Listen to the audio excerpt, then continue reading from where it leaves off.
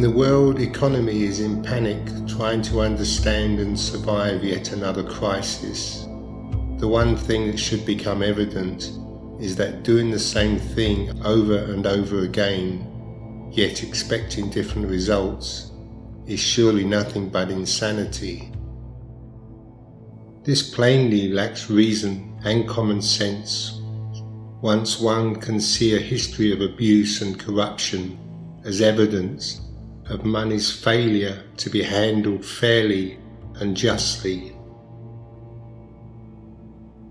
With a vast history of facts showing how only the top few percentage take far more than their fair share, whilst the majority struggle under the burdens of debt and survival, it is certainly not the best way forward, allowing the top hierarchy to dictate how the next move should look, especially when the governments they control are the only ones allowed to use violence and killing to uphold their laws.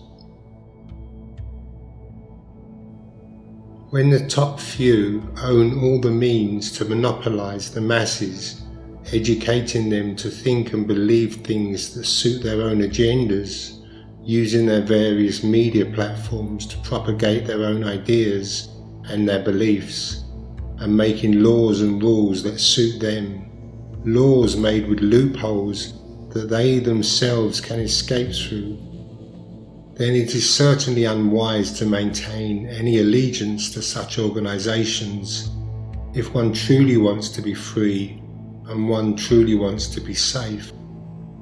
There is one common element that runs through all such corrupt organizations, whether it is a commercial organization or whether it is a governmental organization or a banking organization, and this is the one element they all worship above all else: money. For the power of money in the hands of the power-hungry can only be but used against the masses by those who seek control. Their very lack of understanding of humanity is due to their lack of seeing sameness, for they see themselves to be special because of their positions within the power hierarchy, and it is this belief that they are different from the masses of humanity and that they are more special, which is the barrier to a knowledge that joins humanity together as one.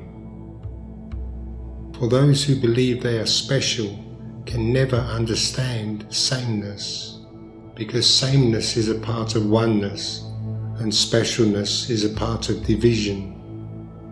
Where there is oneness, there is sameness, and where there is sameness, there is justice. Justice is fairness, and being fair, all is held equal, and no one is held more special with special favours and special rights.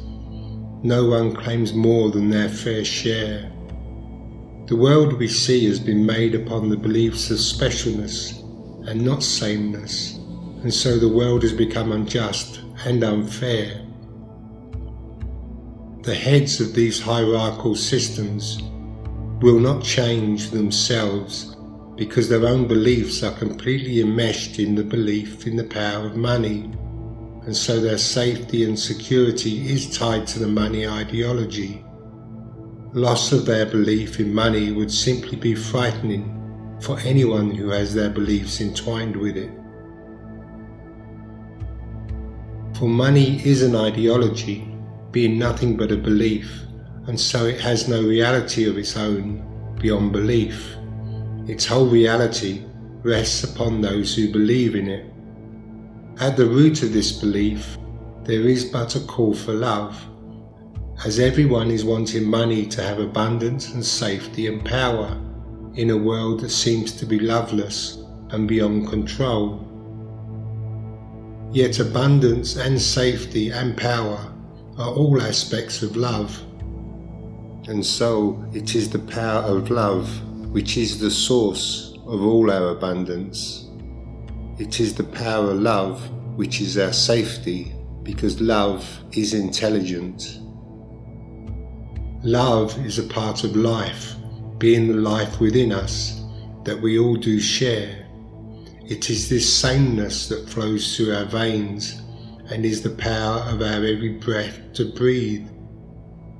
Yet money does not live, and so when we are looking for the conditions of love where love is not, we are forever looking but never to find. The search is without end, because one cannot find something where it does not exist. And so believing that safety and abundance and power is found in money simply keeps the search forever in place. Seek and never find. The masses are giving up their lives in the pursuit of obtaining money through work, and the elite of the hierarchy give up their lives walking upon the backs of others like slave masters, greedily taking more than their rightful share, yet never finding happiness nor fulfillment themselves. Therefore they are forever filling their lives and homes with nothing but objects they worship, made out of the suffering of another's loss. The only way to free oneself from this corrupt system of abuse is by undoing within ourselves the belief that money is the answer and that money is the way forward. When the world stands once again upon yet another financial collapse, then having another option available to achieve the goals of safety and abundance and power is a very wise choice. All the time, our own beliefs are entwined with the beliefs in money's power to create and to bring safety and abundance. Then a time of change ahead will look fearful and terrifying, because change is certain, and change will bring collapse of all that is not aligned with reality's laws of oneness and therefore sameness.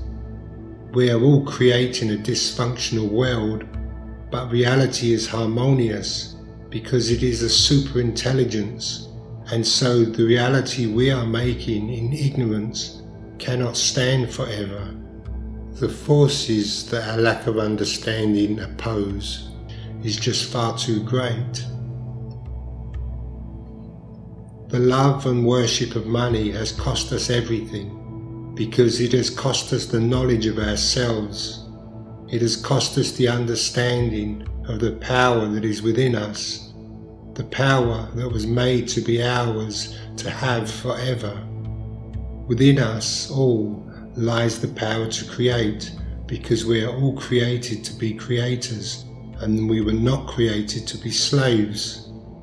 Yet when the world has become a world of forgetfulness, and humanity has learnt the laws of slavery that lead to nothing of lasting value, then our goal should not be creating for that we already are, but should be awakening from forgetfulness, and therefore our goal should be healing.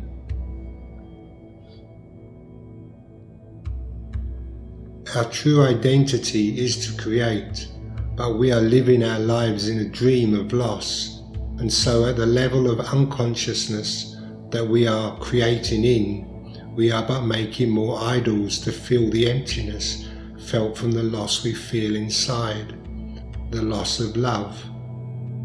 It is the power of love that is our true identity, beyond the body identity, that has become lost to us when we chose to worship money and see money in place of the love of our Creator. Because it is the power of our Creator, that is the life within us, that has been denied its rightful function when we chose money over our reality. Nothing in reality is ever forced upon us, because we are created by love to be free. And so when money was chosen to replace the love of creation and the love of justice, being the love of our Creator, then the Creator and love simply vanished from our awareness because it was unwanted.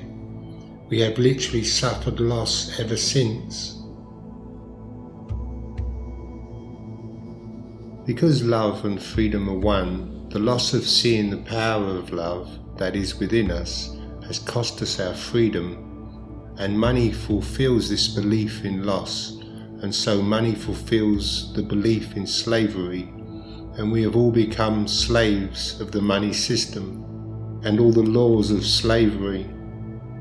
And the heads of the money's hierarchy system are most deeply enslaved, as idols do demand total worship, and therefore the total loss of God and the awareness of love. And their enslavement is just more perverted, as their loss of love has distorted their minds to an even greater extent. And so those who do worship idols do lose their minds in the perversions of reality. Money has never filled the emptiness that this loss has produced.